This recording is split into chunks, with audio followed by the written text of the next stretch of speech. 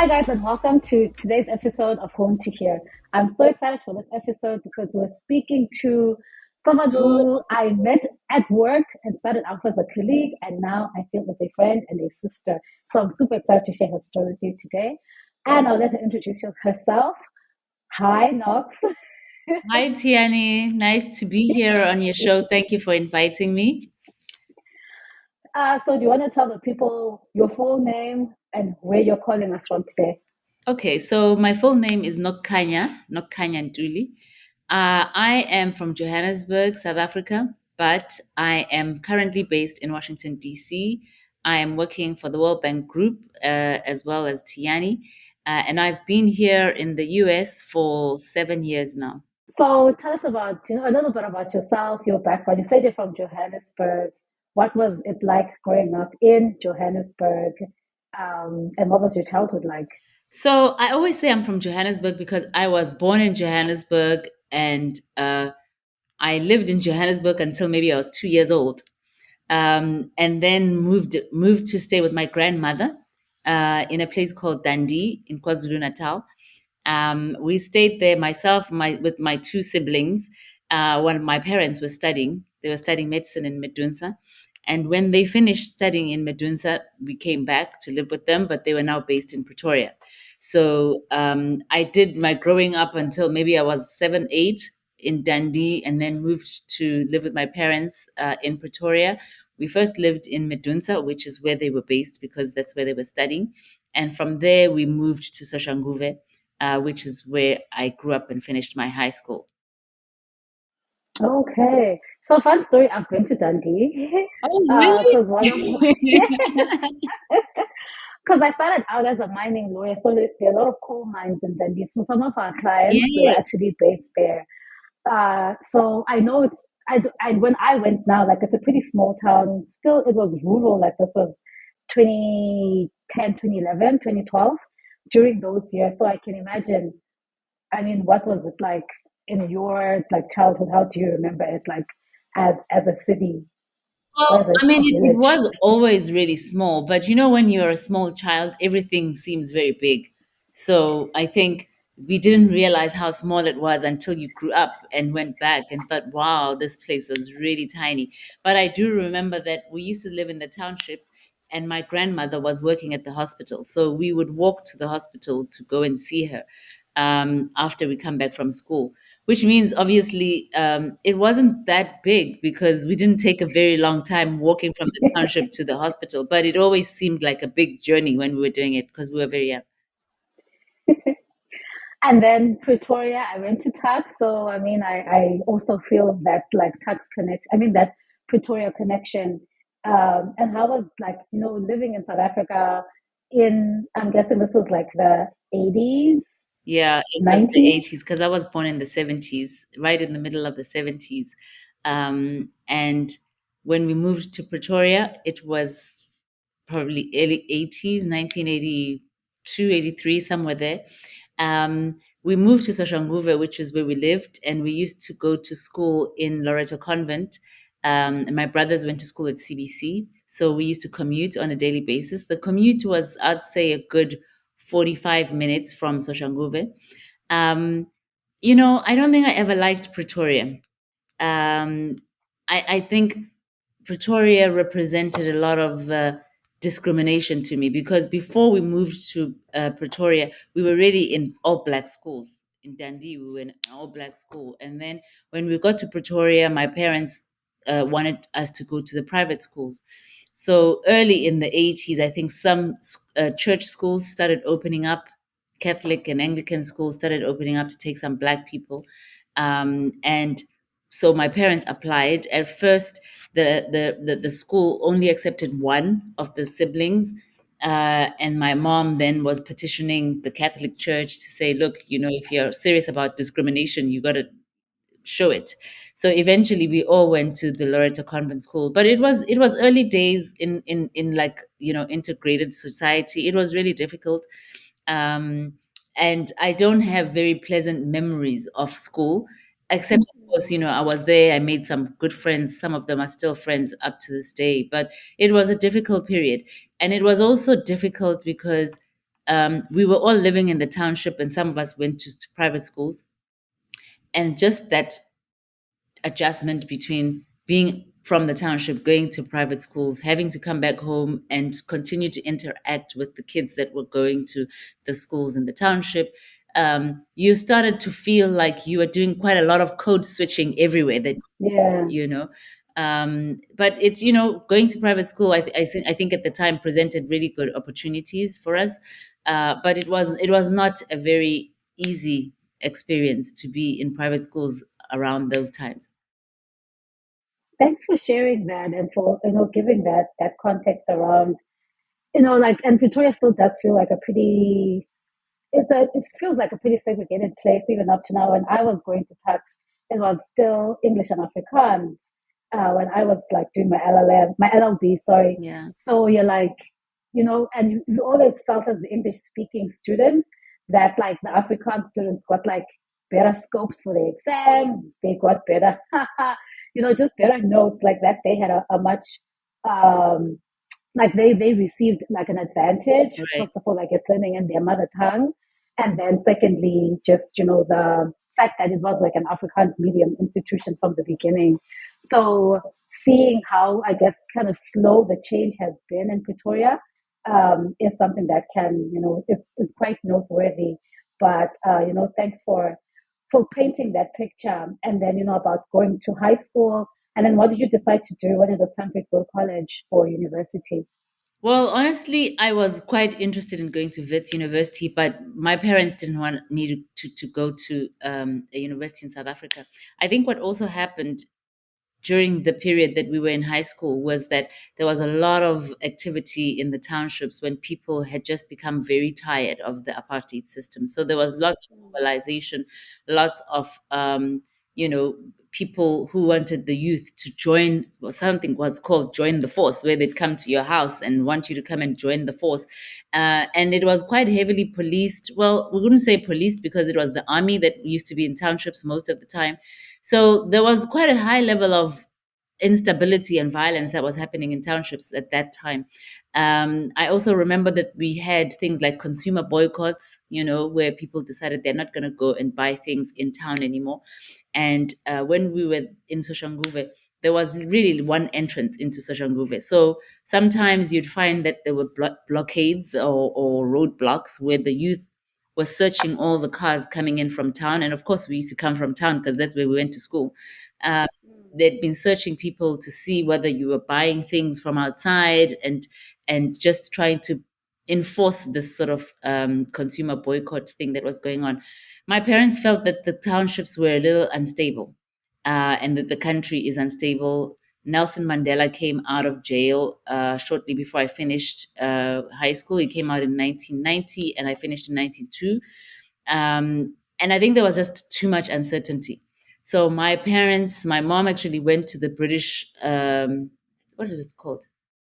It's British Embassy or something like that. It wasn't the British Embassy though. I think it was Consulate? no, it was something that had to do with education. I can't remember what it was called. But anyway, there was a British thing that was talking about studying overseas and that kind of thing. So my sister, my elder sister, was sent to go into her A levels. It's almost like taking a gap year until you kind of figure out whether the country is going to stabilize or get worse. So three of us were sent to do that immediately after school. So that's how I actually began, the travel and exit out of the country. I left in '92 immediately when I finished high school, and went to the UK, to a little place called Kettering, where I was going to do my A levels there. Okay. And maybe just before we proceed on that, just maybe one question going back into the time growing up, and seeing all of the youth activism that was surrounding you. Did you, in your own capacity, like feel compelled to, I guess, like participate, support the struggle, in any way? Like when you saw your like maybe your friends that went to school in the township, and they have their own view, they're maybe more involved. Did you feel the need, the pressure, the desire to want to do that? I mean, I think maybe that's even why my parents decided that I must get out, because I was much more of a social activist. We were not necessarily too involved in the stuff in the township because I guess my parents were really just trying to protect us from going around doing that kind of stuff. But we went to a church called Charles Lwanga, which is a Catholic church in Soshanguve. And it's actually quite well known because it was one church that was very, very active in terms of racial politics. And the priest there was Father Mkajwa, and he was known as a political activist, even though he was a Catholic priest.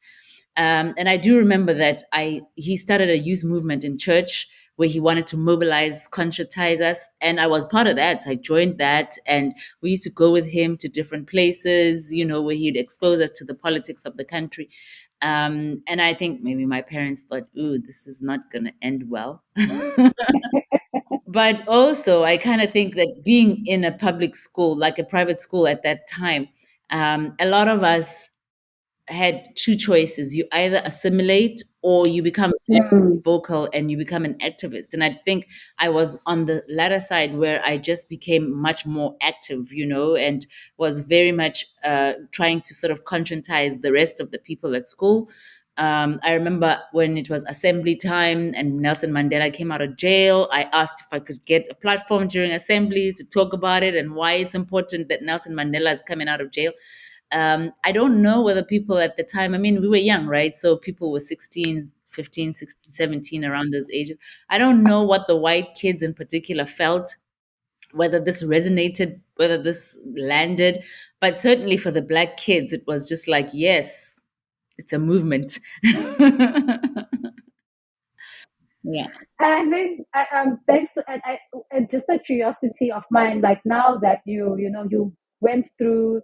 It sounds like it was quite active, not tumultuous, but it was busy in South Africa. You left pretty quickly, then you moved to the UK, and now you're in a place called Kettering. So did you feel like you were back, like in another form of Dundee?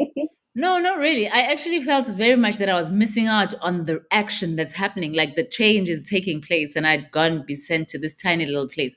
Catering was really difficult. I mean, I think leaving home for many people who leave home and go to university, but if you leave home and go to university in another country when you're 17, it's pretty stressful. You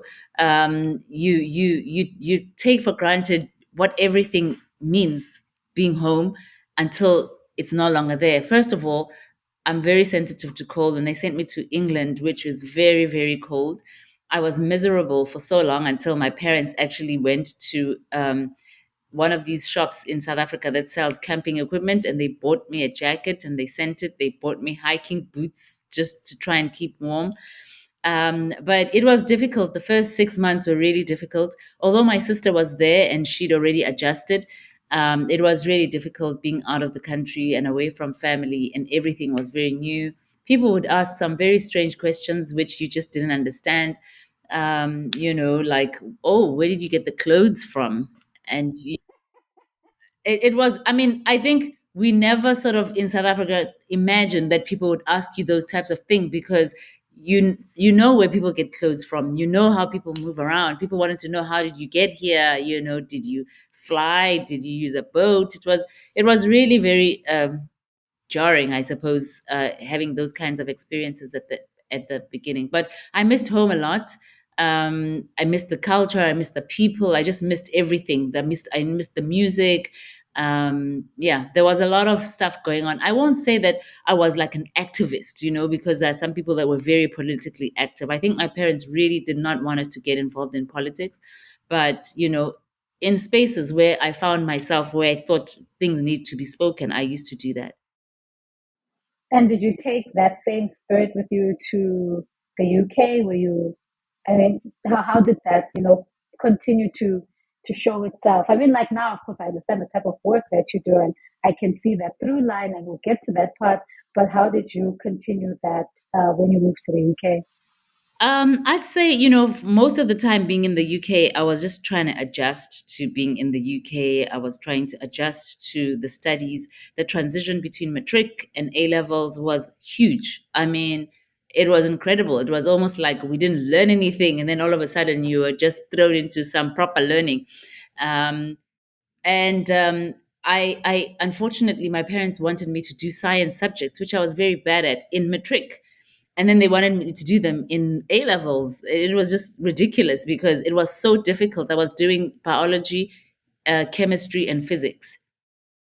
I had to drop physics because I didn't really understand it.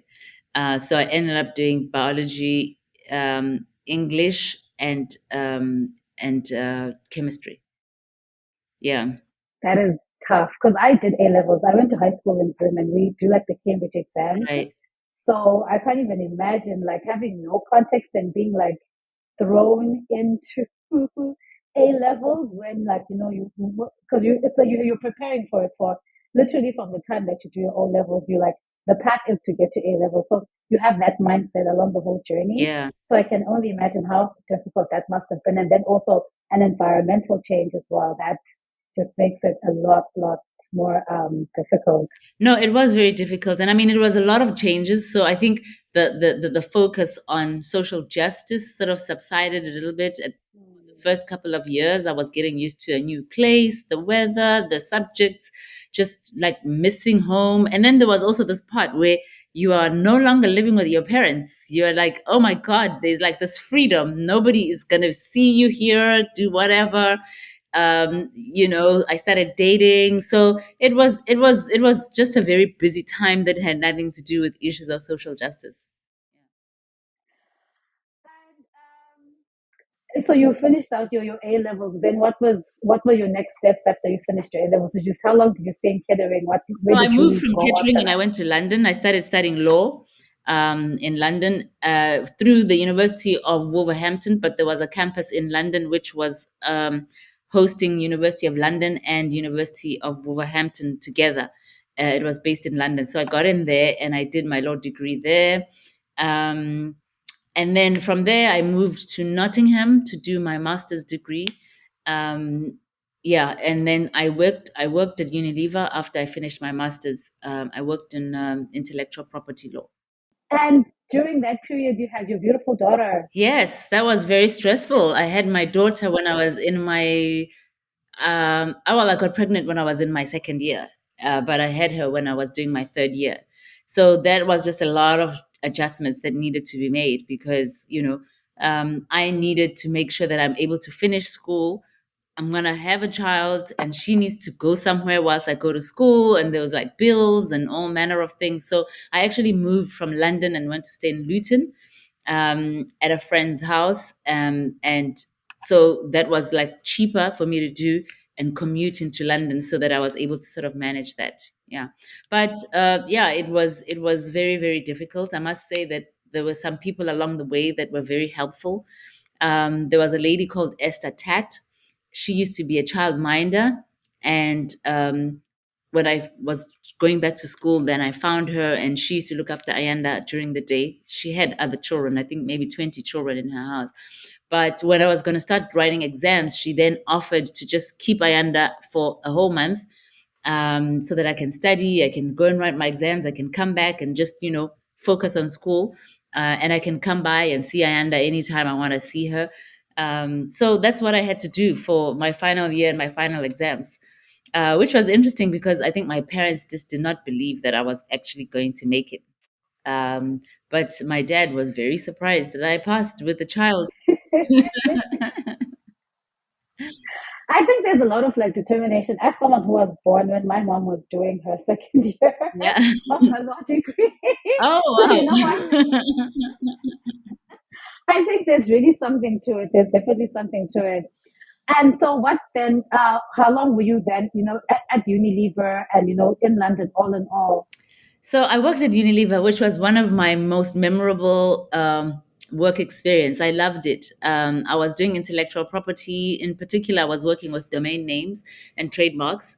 And I was also engaged to Ayanda's dad. So after a year working at Unilever, I went to get married. I moved to Zambia and we got married. And I lived in Zambia for a little while.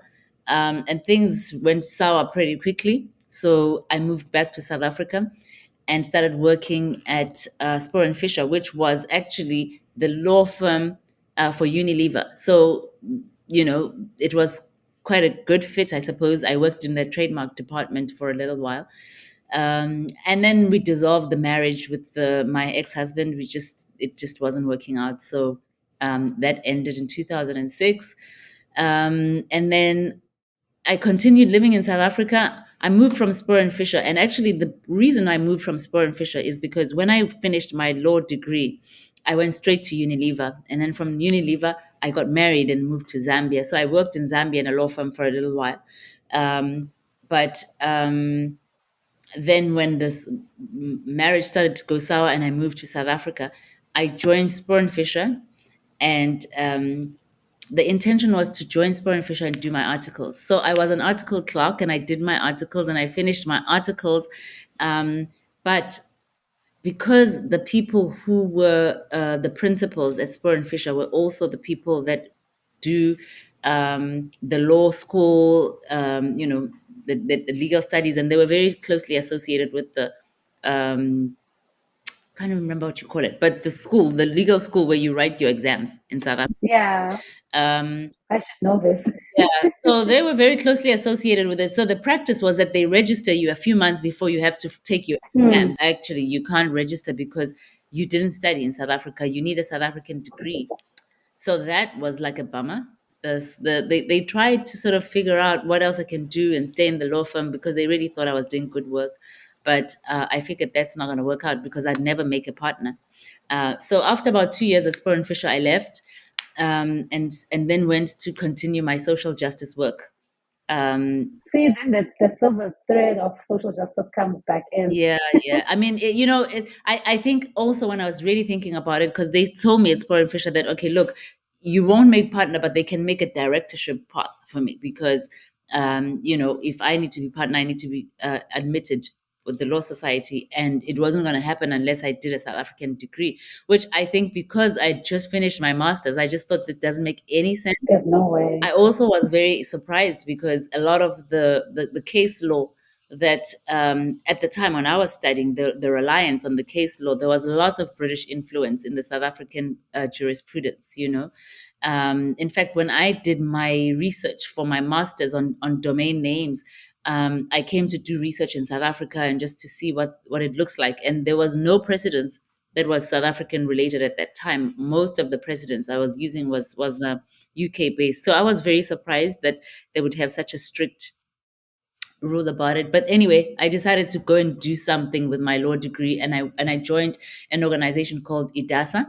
And at the time, I was doing constitutional law, monitoring legislation to make sure that it's aligned with constitutional law, and then making representations in Parliament about any areas that needed to be improved. So I did that for a while and was working to help the Department of Justice set up the equality courts, which I thought was a really great thing because those courts were set up so that people can use them if they're experiencing issues of racism and they can take them there. I actually used the equality court myself and then found that it's not a very effective place. So, yeah. Do you want to talk about what had happened in that instant? Yeah. So, what happened was that once upon a time I was at Virgin Active. That's the gym I used to go to when I was living in Cape Town. So I went to Virgin Active regularly, and one day I got there, and it was a little bit later than the time that I usually get there. But anyway, the lady who was cleaning the shower stalls, and there were quite many of them. So they were two sided. So she was cleaning on the one side, and then a white lady, came and said to her, "Oh, I need to use the stall. Can you just get out?" And the lady was like, "Oh, but I'm busy cleaning here. Why don't you use the ones across, like just opposite these ones? Because I haven't started cleaning there." And she said, "No, this is my favorite stall. I need you to use this. I need to use this one. Get out." And she grabbed the lady and pushed her out.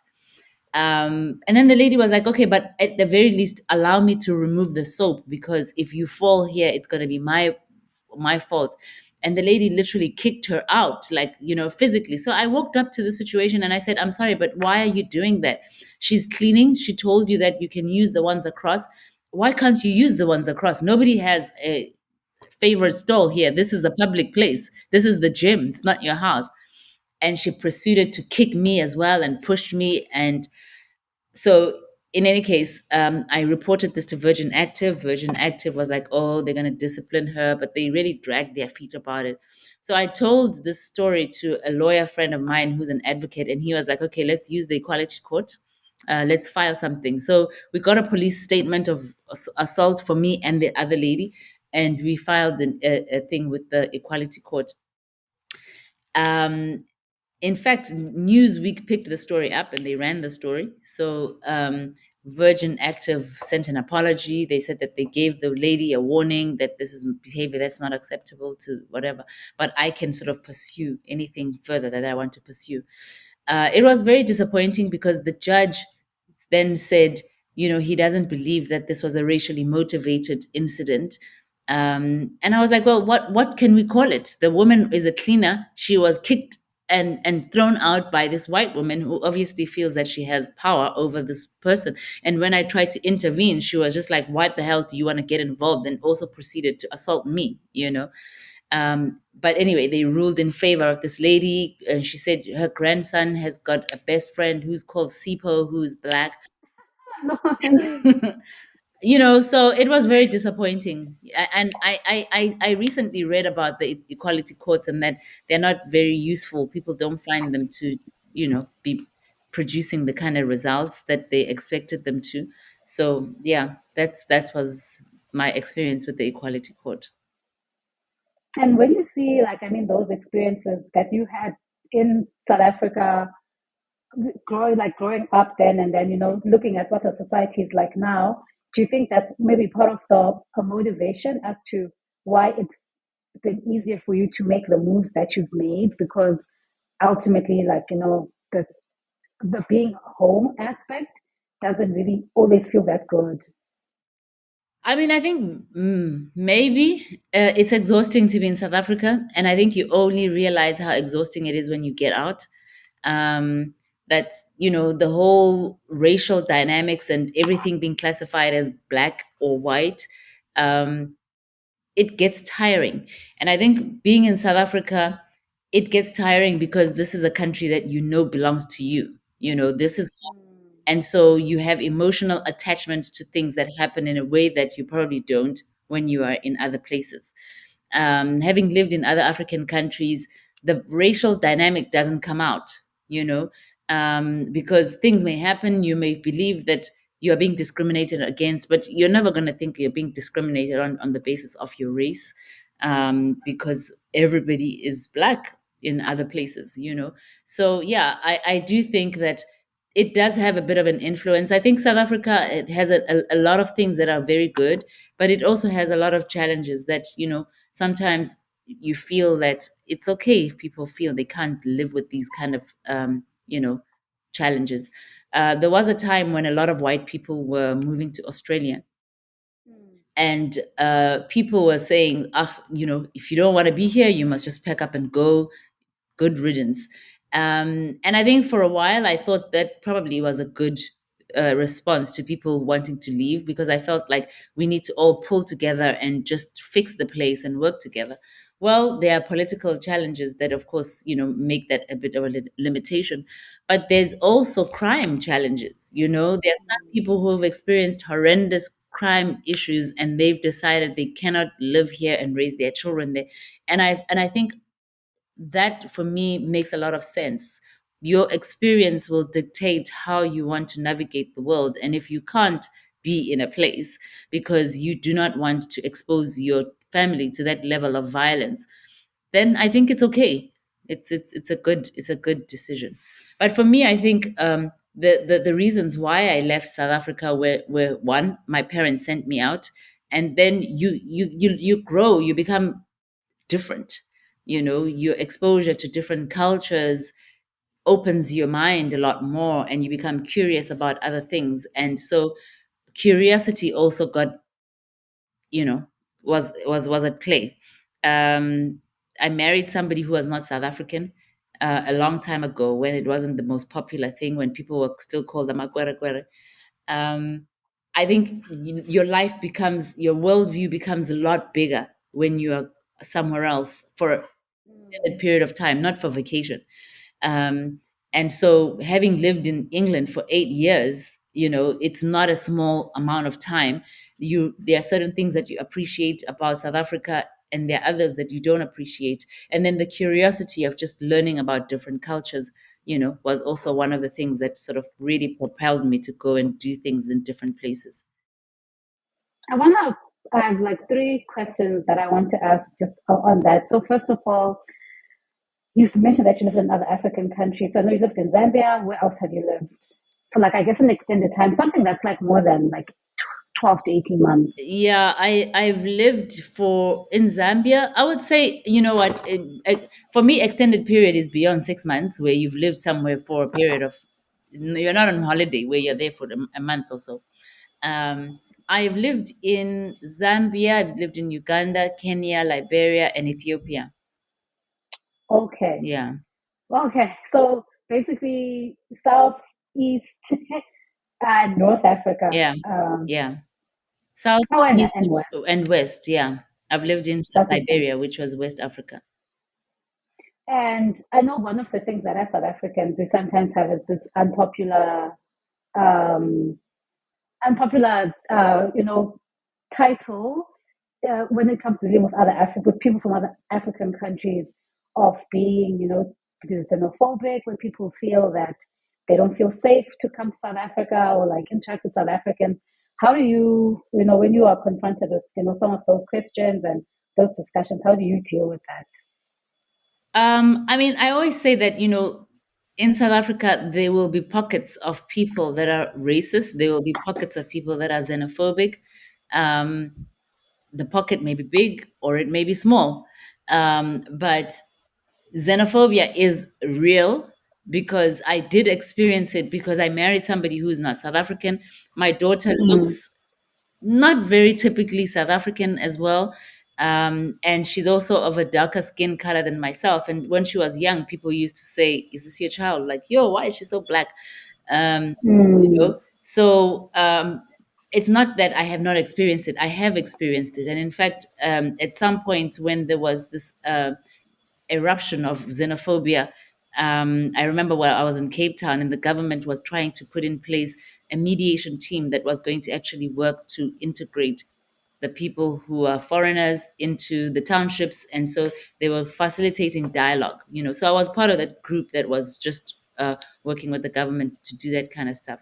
So I definitely feel that I would never say there isn't any xenophobia, but I also feel that there is an economic level at which this xenophobia takes place, because you find a lot of people who are from Nigeria, and from other countries, who are not in the socioeconomic bracket.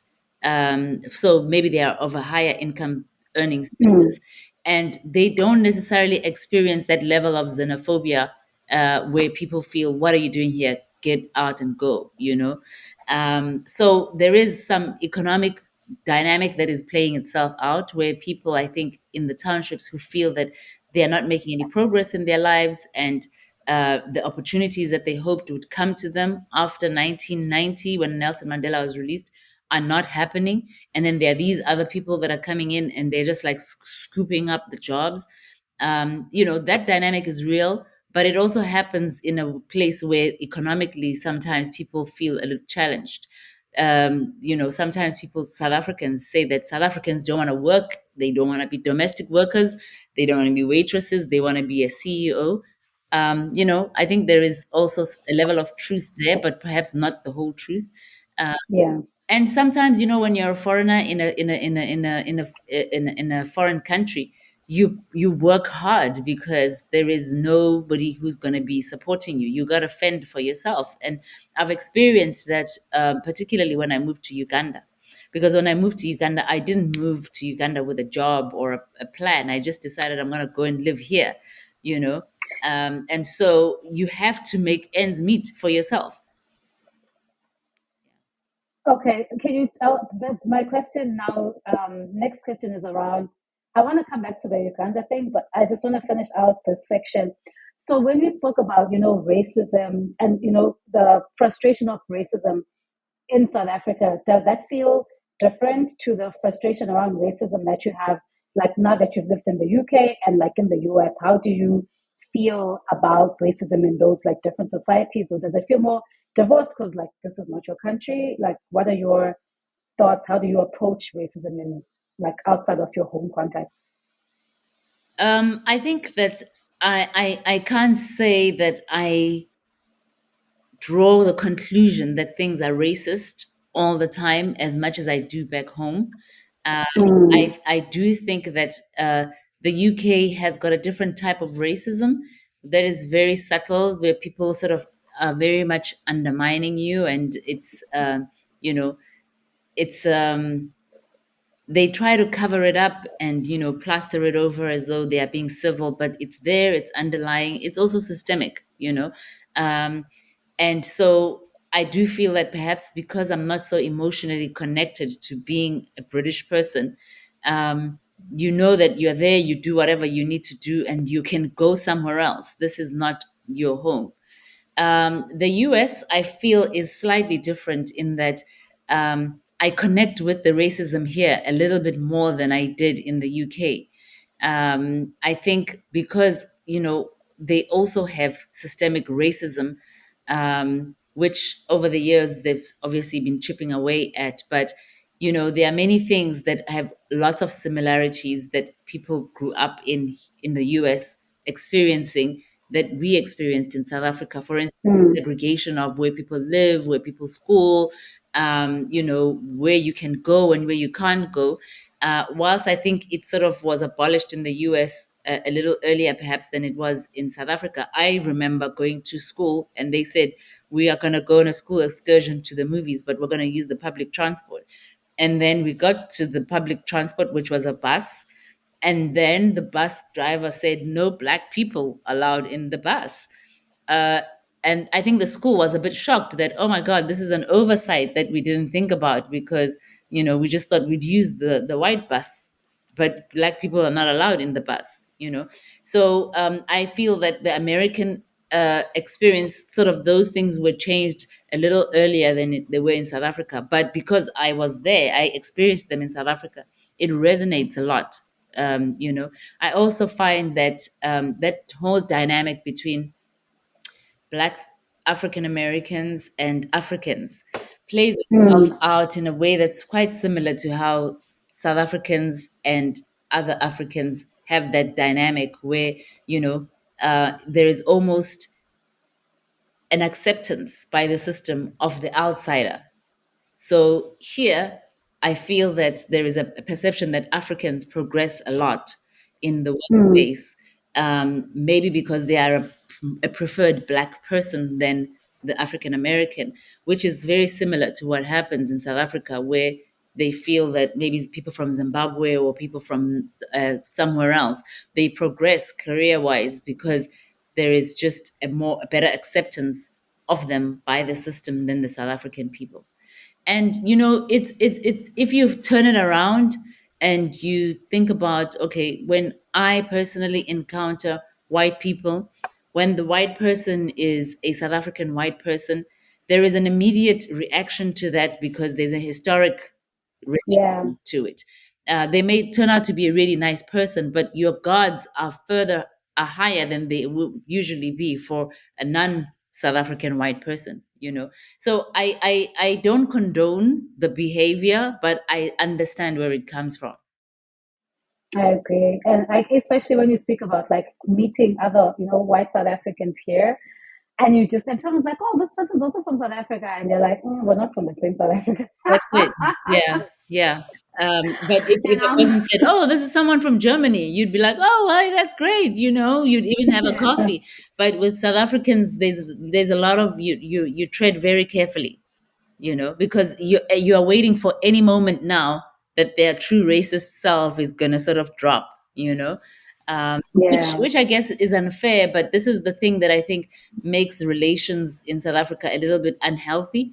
And you really realize that when you get out of South Africa, and you're either living in a place where you know there is not so much racism, but or where there's a lot of black people, and your blackness is not an issue. Hmm. Yeah. But I assume, like you said, still in those societies, there are other issues. So, like Oh when you yeah. move to Uganda, for example, like you said, without a job. What was that like? Maybe just like very quickly, what was that like? And also, uh, what are some issues then that you've seen and experienced living in predominantly Black countries? Honestly, I loved Uganda. I loved my experiences of living in other countries. I think the experience of being a South African who moved to another place may have been very different than an African moving into South Africa. I think I was welcome with very open arms. People in Uganda, people in Liberia, and Zambia, they all talk about how they know about the apartheid struggle and how they were actively involved, how in schools they were fundraising projects for South Africa and the ANC. So they embraced us with a lot of love and openness. It was wonderful. I at some level felt a little ashamed that this is what happens to them when they go to South Africa, Mm, that they have such a terrible negative experience. But I enjoyed my time being in Uganda. I was also very qualified. I mean, so it wasn't like I'm going to go in and go at a blue collar worker level. So I was looking for professional work, and I was very fortunate to have found something which was a niche for myself in Uganda. And I loved the experience in Uganda, absolutely loved it. There are challenges in Uganda about being a female. Um, as they are in most places in the world. But for my stay there, in terms of discrimination or hardships, really, that was not one of them. I would say my experiences in the African countries, the things that really made things challenging is the services, electricity, water, those types of things, going to the hospital, those things were difficult. And I think it helps a lot in those countries if you are very well connected, if you have a mm, lot of money and you sort of can just be prioritized, which is great if you do have a lot of money, but it's very unfair if you don't have a lot of money. So I do remember when I lived in Liberia, there was a boy that I used to do French with, and his mother got cancer, and they scheduled for her to have surgery to remove the cancer. So they did that, and she came out of surgery, and she was there for a day or two, and then the doctors told her that they don't have any beds. She needs to go home, so that they can make room for other people. And she died about a week later, and she died from infection of the wound because she wasn't able to be at hospital for them to take care of. And I thought that is such a sad thing. You beat the cancer, mm, but then you die from a wound, you know and that's the reality in some of these countries, is that medical care, water, electricity, that infrastructure is really quite poor. And unless you have the means to sort of get those things in place for yourself, life can be quite challenging. mm. That's true. And I think that also kind of ties into where you are now and the type of work that I guess ultimately brought you to the US, but you still find yourself working on the continent quite a bit, don't you? Yeah, yeah. I work on the continent quite a lot. I like the work that I do very much. The work is mediation. It's conflict resolution, and I think it's something that I really enjoy to do. I was doing it in Liberia, not so much in Ethiopia because there I was doing constitutional law. But when I got here, and um, shortly after I got here, somebody offered me, well, they didn't offer, but they said I should apply for a position at the African Development Bank, which was going to be a little senior to what I'm currently doing now.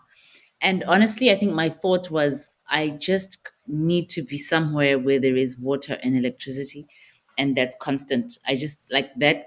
That's very traumatic experience where there's never water, there's never electricity, particularly in Liberia, which was particularly bad. The people in Liberia were wonderful. I really enjoyed Liberia, but it was really challenging with water and electricity. With Ethiopia as well, I was living in a place that was relatively new. And I think what had happened there was that the landlord hadn't connected the pump to the tank. So when the water does come out from the municipal water, the water wasn't pumping into my tank. So there was perpetually no water. I think we figured this 6 months into my stay. Mm, And then there's electricity, which you can't control unless you have your own generator. It yeah. comes sometimes, and sometimes it's not there. I know that they have improved their systems quite a lot since the time I was living there, but it stays with you because it's just like this hardship that is just Mm. like basic fundamentals don't seem to be in place, and yeah, it just makes work a little bit challenging. I can, yeah, that's true. When I do think of, things like going home and so forth, everyone's always like, "Oh, you're ready to come back, load shedding." And the fact Exactly. that you even have your own like vocabulary around how to, describe these things to Americans, like load shedding means nothing. But Yeah. like everywhere in Africa, everyone has their own term for. Yeah, I know in Nigeria, like there's NEPA is out or something like that. Everyone has their own lingo, and the fact that it's so normalized, I think, is one of the issues that also, makes it quite problematic too. Yeah, I mean, I would say honestly, in these countries, if you have the means, you don't experience a lot of the hardship because you would have your own water system, you would have your own power system, or they use a generator that's soft. So life moves on as though you could be in any other part of the world. I guess the only challenge is this, for instance, if you have to use the streets and then the traffic lights are out, then you're in traffic. Those kinds of things become annoying. But in your own household, if you've got the money, you can set something up so that you live Hmm. completely off the grid. And I think there are so many things that we experience back home, also that we don't have here. I mean, when I got here, I was very surprised that like you got to clean your house, but then you got to go to work, and there's no helper, and you're just like always working. There's no help. None whatsoever. There's not even someone who's gonna pick a suitcase for you and take it somewhere. There's just like no help. So yeah, both places have their pros and cons, and because I think I live like a single person, it's much easier. If I had children, it would be just absolutely stressful. Worked Yeah, in London and I had Ayanda.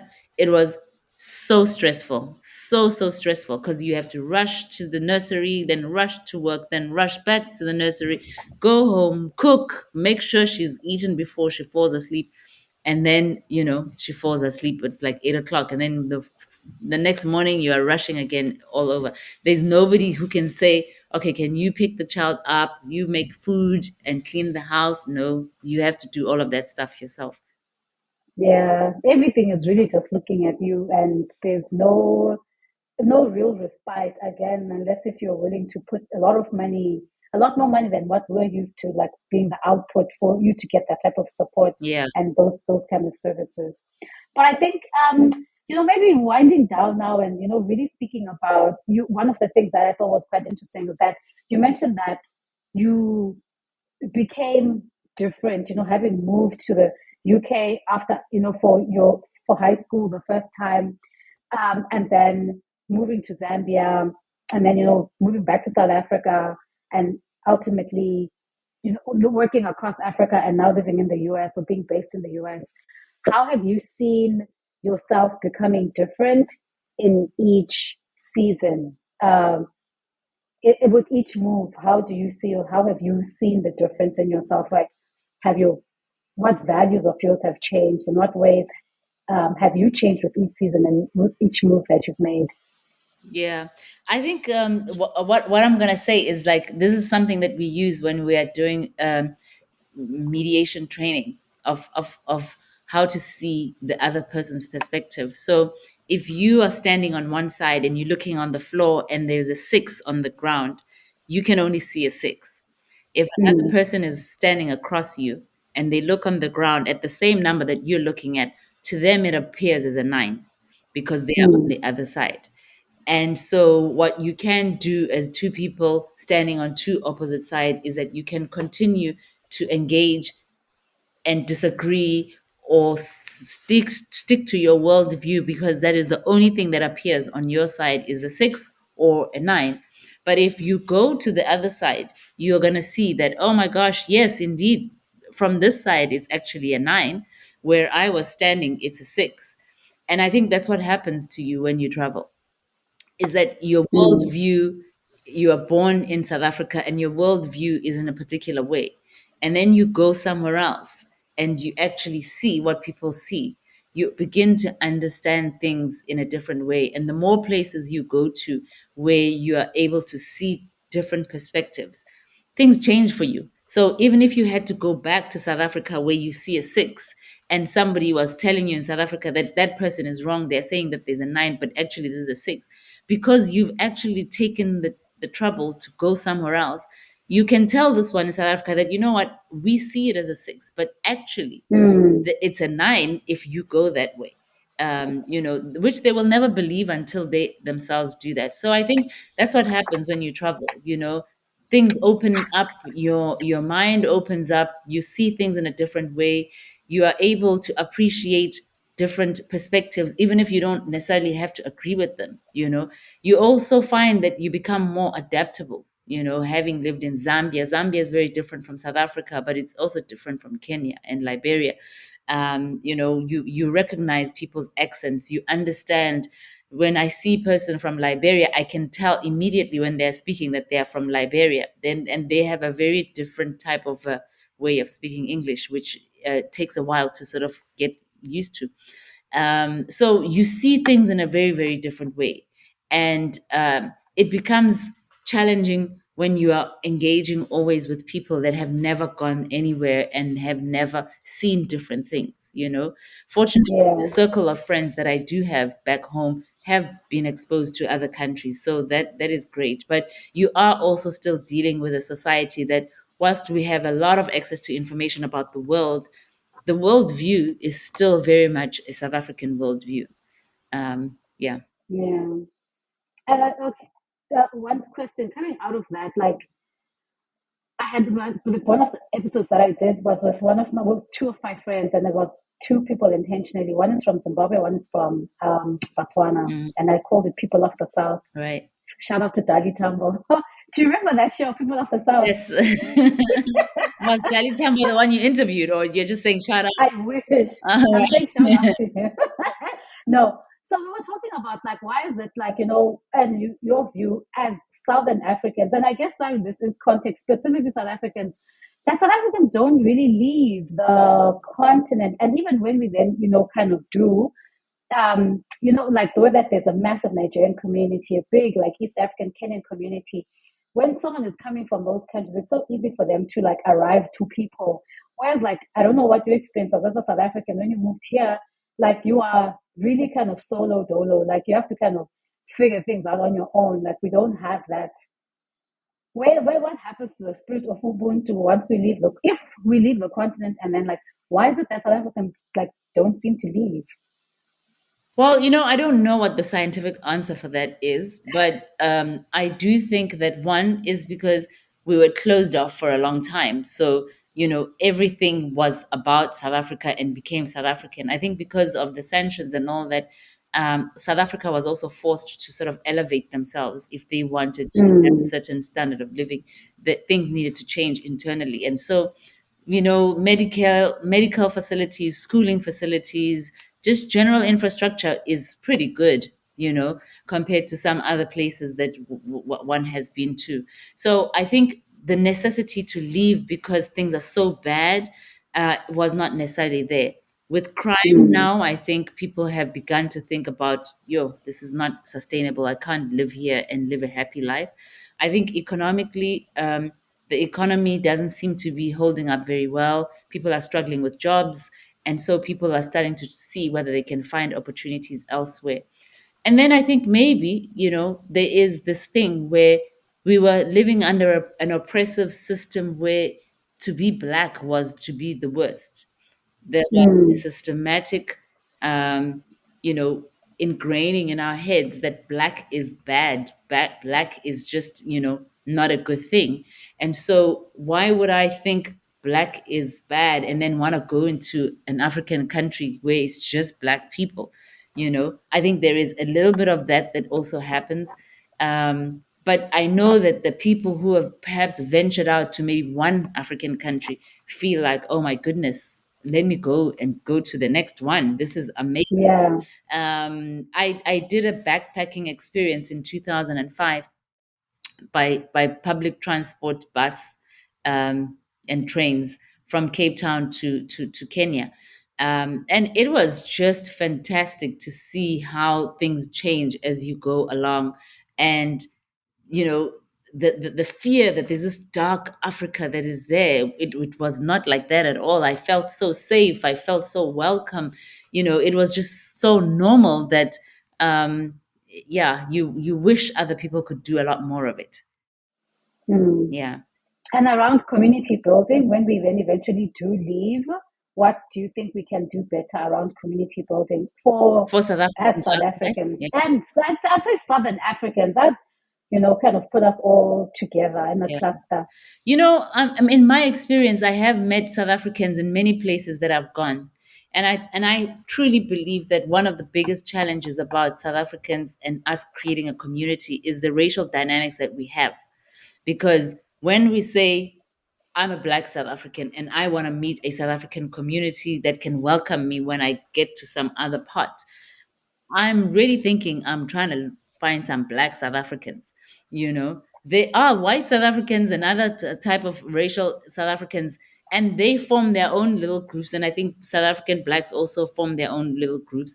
An attempt of integration outside of South Africa um, also poses challenges because culturally we are very different. We come from the same place, but culturally we are very Mm. different, music wise, food wise. The things that we like to do is just very different. And I think for me, one of the things that, having gone to the private schools all my life, and I've worked in corporate South Africa as well, there is always an expectation that as a Black person you will assimilate to the white culture. Mm. And so you come out of South Africa and you don't want to assimilate to another culture with some more South Africans outside of South Africa. So there are those kind of barriers, but there are some South Africans that, you come together, you find each other, and you connect, and you try and make those relationships work. And I think it works on an individual basis, and that can grow based on individuality. But just putting us together, there's too many things that are so different. The For instance, at the World Bank here, when we started the Mzansi Association, it was really an effort to sort of try and make sure that as South Africans, we have a space to connect, to talk about things that are happening back home. I remember I sort of initiated the idea of the Mzansi Association in February. I can't remember what year it was. Maybe it was 2019, but it was the year when Jacob Zuma was being impeached, when they were trying to remove him. And I remember I used to watch the news and think, oh my God, there's nobody to talk to about this here. You have to call people at home. And by the time Yeah. it's like, oh, that happened a couple of hours ago. What are you calling us for? And so, it was an attempt to round up South Africans, and then it became this Mzansi Association. And we had, a mixed bucket of people. Some people come all the time, others don't. And from those friendships evolved where you have a friendship with a particular thing, but there isn't necessarily a collective thing where we all come together all the time. Yes, maybe from time to time we will come together, drink a beer, listen to Mandoza, and then we Celebrate the World Cup victory. exactly, you celebrate the World Cup victory, but people go back into their pockets after that. Yeah. So it's not So like, true. hey, that was great, come for a braai. We meet when there are occasions, and that's it. And I think it's because there's just a lot of history. So, for instance, could we talk about what's happening politically in South Africa as South Africans and all feel a particular way? No, we can't, because once a white person starts to criticize the ANC, it has a different meaning for me as a Yeah. Black person. I can do that with other Black people, but when a white person does it, the interpretation of it is very different, rightfully or wrongfully so. It is very different, and it makes it just very difficult to really be open. If we had to talk Yeah. about Julius Malema, you know, the interpretation is either that you want white people to be thrown into the sea, or you don't want the land to come back. So that it makes just normal conversations impossible. I think what makes your normal conversations, yeah, extremely difficult. There's always like an A. There's always something in the atmosphere whenever, these types of conversations happen. And you can only go so far, in your discourse. So it kind of makes it very prickly. I know you mentioned, that we're all different culturally. How are you finding ways to preserve your culture? And what would you define as your culture now? Because you've been plugged into so many various cultures at this point. Yeah, that becomes really difficult because I left South Africa really when I was like 17, and have been in and out. And sometimes I do think like, can I really still call myself South African? But I Yes. am South African. I have the passport. I was born there. I grew up there. I have absolutely every right to be South African. But culturally, sometimes when my siblings are calling and then they're using terminology, you have no idea what they're talking about. It's like the new thing, and you feel the pressure like, I need to keep up with the music because people want to know what South African music is. But you know where do I keep up? It's an effort to find the music. It's not like it's going to play on the radio. So culturally you become a little bit more dissociated. But I'm not American. There is nothing about me that is American. I live here. That's it. you know there are things that I enjoy about the American culture, but it's not me. I know that for a fact. And then you go home and you meet the immigration officer, who's always the first one to greet you when you get home. And you always know that, you know what, this is me. These are my people. The way they greet you. You come out of the airplane and there are those ones who are waiting for the people in the wheelchair. Uh, and you see yourself in them. You understand what they do. You understand how we talk, um, in a way that people don't really always understand it.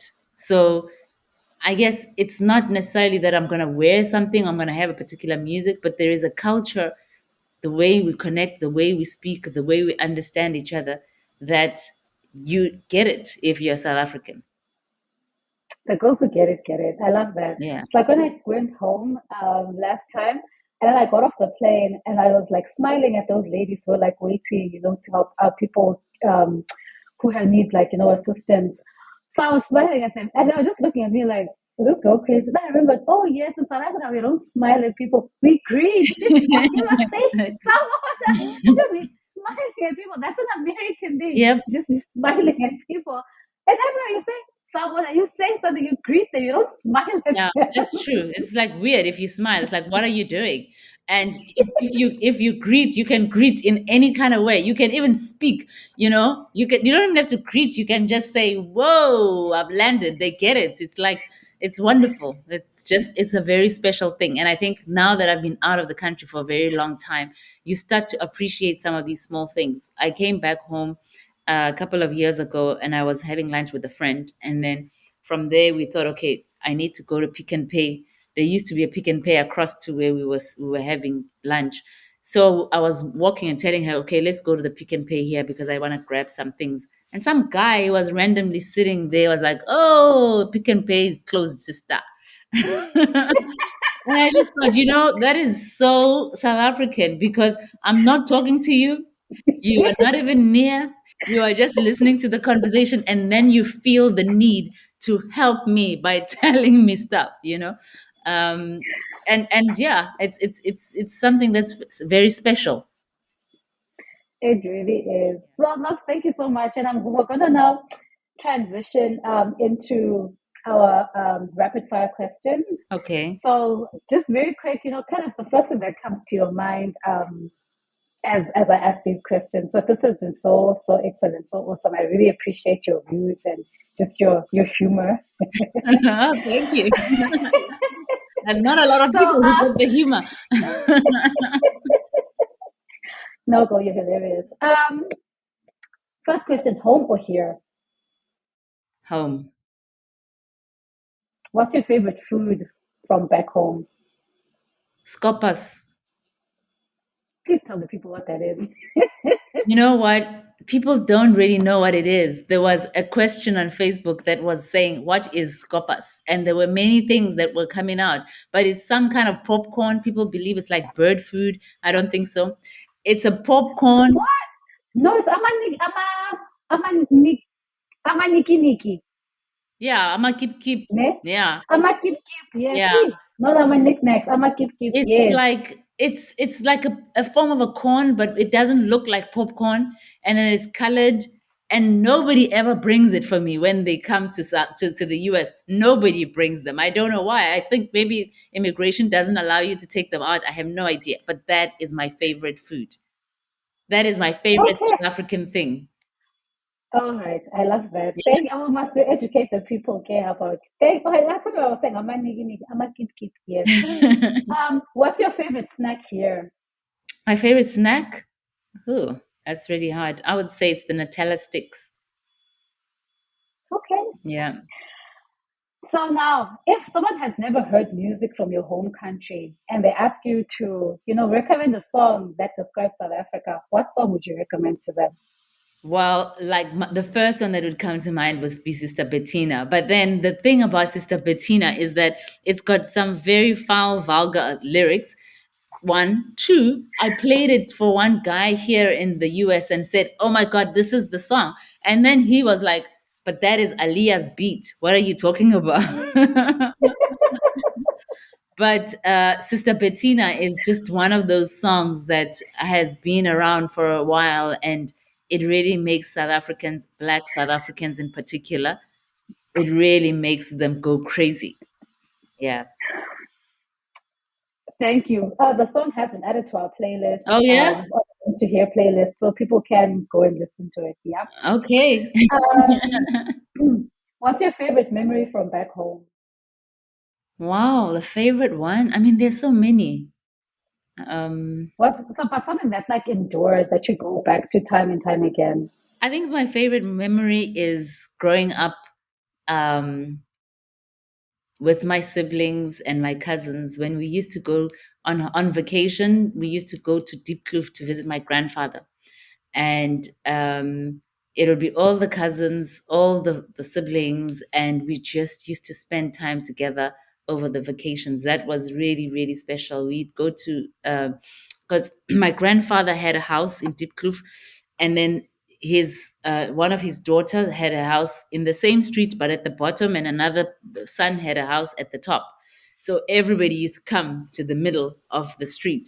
So it's called Sandile Street in Deep Kloof Zone 1. And we just did do nothing and chat with my cousins. That was one of my favorite memories, hanging out with my siblings and my cousins in Deep Kloof. That's a good memory. Very much like I love that that the image of that. It resonates a lot. Um, what's a very American thing? Something that you've experienced and you're like, this thing only exists or is done or I've seen only in America. Um, Roller skating. I don't think it's only done here, but they do it so well. I absolutely love roller skating. When I came here, I had watched Roll Bounce. There was a movie called Roll Bounce, and we used to really like it. And so I came here and I decided I have to skate. And I'm telling you, every time I go there, I'm mesmerized.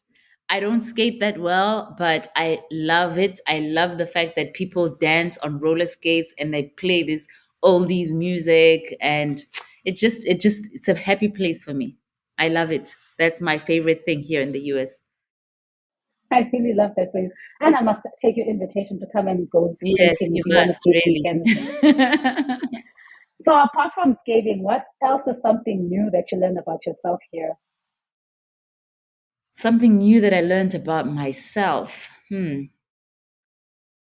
Well, something that I learned about myself here was that it's not as easy to connect with everybody as I thought it is. I've lived in a lot of countries, and those that I haven't lived in, I've visited a lot of countries for work. I would say maybe a 40 odd countries that I've been to. And I do find that the American people are a little bit culturally different from the rest of the world. Um, there is something about being in other parts of the world where, even if you're not speaking the same language, there is something that is similar, you know, from Indonesia, from Myanmar, from Azerbaijan. Like, I can name different countries where you feel something that is just a connection. But In America, it has been a challenge. I have connected with a number of people that are not American in America, but connecting with Americans has taken a lot longer than it has ever taken me to connect with people in other places. It's beginning to And is that, but it mhm. has taken a lot longer.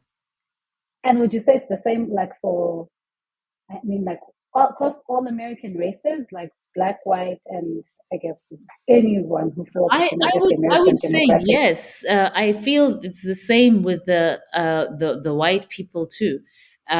Here, I mean, I think with the Black Americans, I almost felt like I know them because that's what we grew up watching on the TV. And I felt like, I know you, you're going to know me, brother. And that was such a disappointment because that is not how it played itself out, you know? So, yeah, it has been very interesting trying to connect with African Americans here and even Americans in general. Um, it's taking a long time, a longer time than generally I would have expected. I think the culture is so fundamentally different from the rest of the world. Um, so, and it's difficult to say how is it so different. Yeah, I was going to say, like, how are you but defining like but the but culture? the effort that it takes to connect with people, to really connect with people. I'm not just talking about like small talk in the streets, but connect with people where we actually have a relationship, a friendship, or any kind of other relationship. It's challenging. They seem to be very standoffish even when you've known them for a very long time. Yeah. Yeah, I think, yeah, people, a lot of people on the podcast have also expressed just the way that it's been difficult. And I think what I also think makes it more challenging is because we've seen, like you said, we've seen them on the media. We've, had Western media basically from, the time that you're born. That's how you learn to perfect your English and all of the things. And then you come into the place, the environment, you try to interact with the people, and it's just, it's not what you thought it was going to be. Yeah.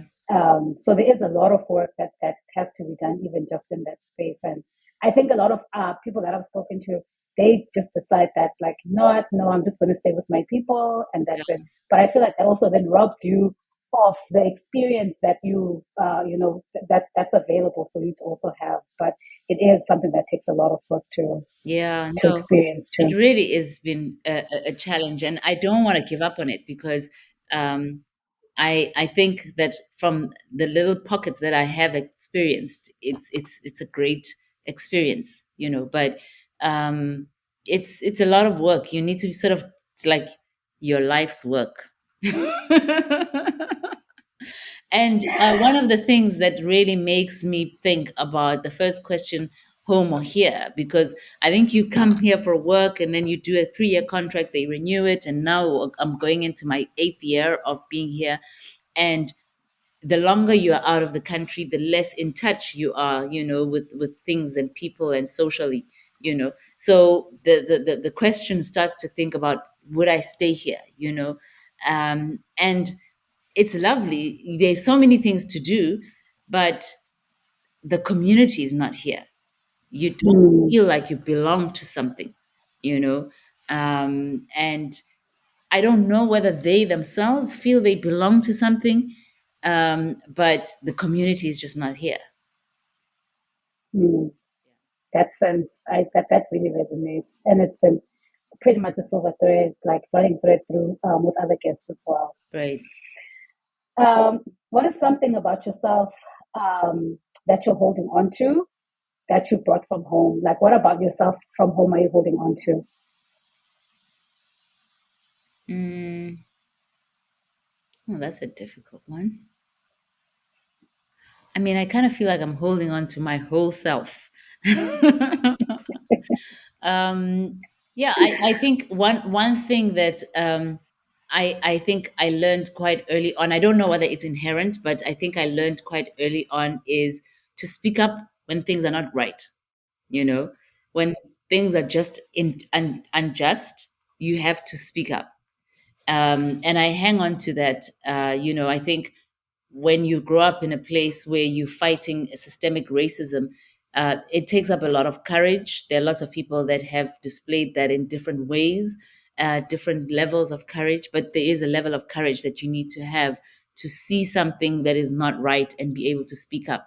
And I think that is something that I continue to carry with me wherever I go. I think that's great. I That is also great. think That's that South Africans tend to be pretty vocal. Maybe not all of us, but we tend to be pretty vocal. And sometimes it takes people by surprise. Um, but it serves me well in the sense that sometimes you can see that there's an attempt to undermine and just make you feel less than. And unfortunately, I'm just not the type that's going to be quiet about it. So I think that has served me well. I think that's great. We enjoy that. We appreciate it. Maybe going back to the previous question, what form of non-financial support do you wish you had when you first arrived here? Honestly, because I had lived in so many countries, I kind of know exactly how to navigate moving. And so, it's fine. What I'm always wary about is that you go to a place and you connect with South Africans just because you need support, not because these are South Africans that you feel that you have gotten a great connection with and you are close to them. And so for me, I almost want to weigh the balance between I need some help, I need people to help me navigate the place. So it's great to have some South Africans against the other side where people hang out together just because they come from the same country. They would have never crossed paths or even hung out if we were not in the same country. And therefore now we're stuck together because we come from the same country and we generally don't like each other and we do some very shady things towards one another. I've seen that happen, not to me, but in the past in London in particular. It used to happen a lot. There were people that would come and they want to integrate you, but it just wasn't something that was my scene. So I would say that, if somebody is coming here and they wanted from South Africa, they wanted to connect, I'm happy to be a resource to them. But I've also seen where people use you as a crutch. Mhm. I don't want to be used as a crutch where people will say, "Oh my God, I don't have an Uber. I don't even know where the app is. Can you call me an Uber on your app?" It's like, no, let me show you how the app works. So there is an opportunity for people to take advantage of a setup, but it's also very useful in your ability to settle down. I guess sometimes people do that when they find a church. If they belong to a church, they go Yeah, to church, and that's their support. But I've been away from South Africa on and off for a very long time. I don't look for South African food when I'm here. When if I find it wonderful, I'll buy it, but it's not something I look for. I will eat what's there in the country. I don't look for South Africans. I'm more interested in finding people that belong to that country because for me, I always feel like you got to make friends with people that are from here because if you ever came back, you need to find the people here. It happened when I was in London. I mean, we went to this university that was based in London, but of different campuses. And when we finished, everybody went back to their homes because many people were from Africa and Asia. And then when I'd periodically go back or when I was working, there was nobody. So it was just like everybody went mm, home. You had no friends, but you've been here for 3 years, 4 years, and there was no friend. And I just thought, this is the problem. You got to make friends with the people that come from here because they stay exactly. here, you know. So yeah, I'm always in two minds about the support system. I think the support system is great. I think the support system is great not only when you're coming, but it's great for the duration of your stay. But the support system needs to be functional. That's my big Yeah, yeah. We can't just have a support system. It has to be functional. I agree. Yeah. I really like that. Functional support system. Two more questions. Okay. Any advice for, you kind of mentioned it already, any advice for someone who is in South Africa and is considering making a move to the US or anywhere else? What thoughts would you have for them I'd say as an do it. adult? Do it. Just do it. The thing about it is, if it doesn't work out, you always have the opportunity to go home. But do it. And there's no proper way to sort of say do it, because I've done it with a job, I've done it without a job, I've done it with a child, I've done it without a child. So it's been different experiences, but you got to do it. As long as you have a place to stay and money to pay the rent for a few months, just do it. And there you heard it, folks. Yeah. Last question. Has home become here? Has home become here? Home is here. For now, I love where I am. I'm enjoying my stay here. Home, as in South Africa, is home because my parents and my siblings are there. But I imagine if they did not exist there, it would no longer be home. Uh, so at the moment, for me, it seems home is about the people that I care about at home, and not necessarily about being in the location. It would be meaningless if there was no family there. So that's what I would say. I love my home here. Um, I feel very comfortable, and I've got a lot of things to do. I've got a good support system here. I've got good friends here. Sometimes we go to psychics. Don't be putting that to the people now. You want to cut that out. I also love my job. I like the work that I do. So there are many things that have fallen into place that make this place special and make it worth staying. Um, it would be wonderful to find a partner to stay with me, but that is work in progress.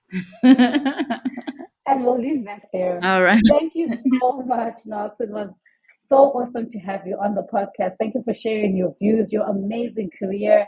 And I know we just like literally like touched the surface. Your um, pioneering spirit, your spirit of advocacy, of like seeking justice everywhere that you've gone. That impact is felt from home to here.